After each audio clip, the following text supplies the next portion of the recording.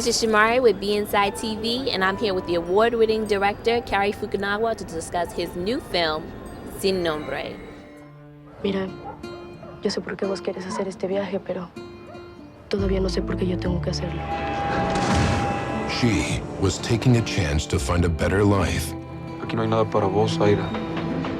Nada. He was caught up in a world of brutality.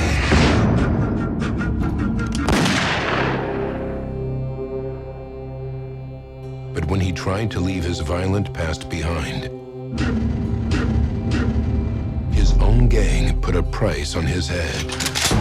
And he met the one person who would change his life forever. La bruja, con voz de miedo, vas a llegar a los Estados Unidos, pero no de la mano de Dios, sino de la garra del diablo.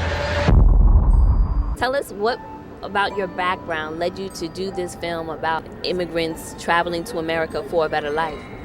I wouldn't say there's anything directly related to my background per se. I sort of stumbled into the story accidentally because I did a short film while in grad school for film called Victoria Paracino, which is about a group of immigrants that were abandoned in a trailer in Texas. And I made a fictional story out of that true life event.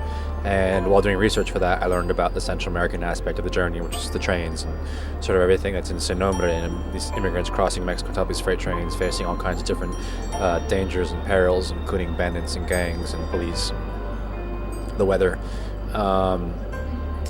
It's not autobiographical in any way, and although my family's all immigrants from the 20th century, I don't think there's anything specific from my youth that propelled me to make this film. It was just entering step by step into that world, and then basically committing to it. In order to get something to be so authentic, there has to have been a lot of research that went on. Tell us a little bit about some of the ways in which you researched the project. I spent about 3 years researching the project, starting with a trip down to Chiapas in southern Mexico, where I interviewed probably a couple hundred immigrants, both in train yards and in shelters, and as well as gang members who were involved in the immigrant smuggling in prisons. And then I finished that journey riding a train with about 700 immigrants across Chiapas. 3 trips I made on the train. First and 2 major trips. Was this the film that you definitely wanted to shoot? Did it come out the way you had planned from the beginning of you writing it to it being filmed? I think a lot of the stuff on top of the train was very much how I imagined it. Structurally, I'm not sure what I wanted when I was first starting out. I didn't know what the story was going to be as I was researching it. The goal, at least, was to put the audience right there next to the immigrants, put them right next to the gang members, let them experience this world on a human level, and see what you come out with after an hour and a half. There wasn't necessarily, I didn't have a very stylized vision of the film. I didn't want to make City of God or anything like that, where it was more style than anything else.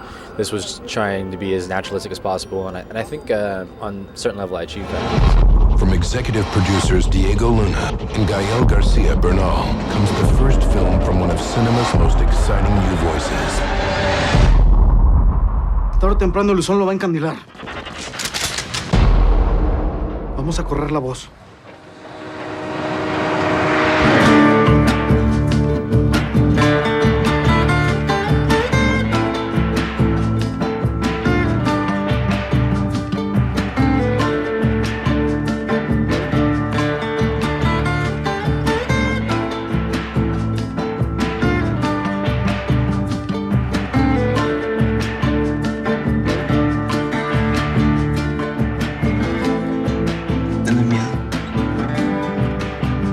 Entonces está con vos, estoy bien. Sin Nombre.